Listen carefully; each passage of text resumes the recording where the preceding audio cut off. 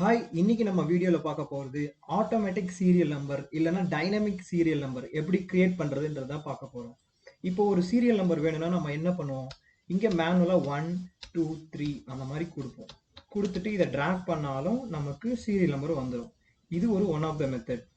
இதை தவிர்த்து நம்ம ஃபார்முலாலே போடலாம். அதில் சீக்வன்ஸ்ன்ற ஃபார்முலாவில் இப்படி எடுத்து இந்த இடத்துல ஃபார் எக்ஸாம்பிள் எனக்கு ஒரு 10 சீரியல் நம்பர் வேணும்னா இங்கே 10 கொடுத்தீங்கன்னா 10ம் வரும்.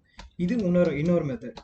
இதை தவிர்த்து ஆட்டோமேட்டிக்காக எனக்கு சீக்வன்ஸ் நம்பர் வரணும் டேட்டாக்கு ஏற்ற மாதிரி. லைக் இங்கே ஒரு நேம் இருக்குது, இங்கே ஒரு சாம்பிள் அட்ரஸ் இருக்குன்னு வச்சுக்கோங்களேன்.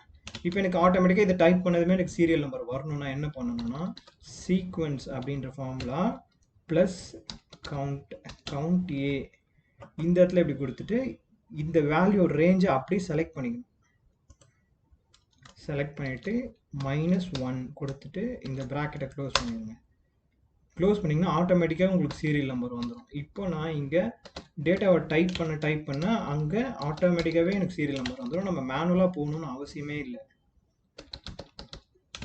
இது இன்னொரு மெத்தட் பார்க்கலாம். அது என்னதுன்னா இப்போ இந்த இடத்துல ரோன்ற ஃபார்முலாவை யூஸ் பண்ணியும் பண்ணலாம். இது row open bracket close bracket -1 அப்படின்னு கொடுத்துட்டிங்கனாலும் இந்த மாதிரி வரும்.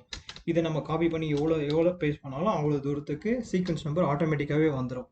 இதில் என்ன அட்வான்டேஜ்னு பார்த்தீங்கன்னா இப்போ எங்கள் டேட்டா இருக்குது அப்படின்னு வச்சுப்போமே.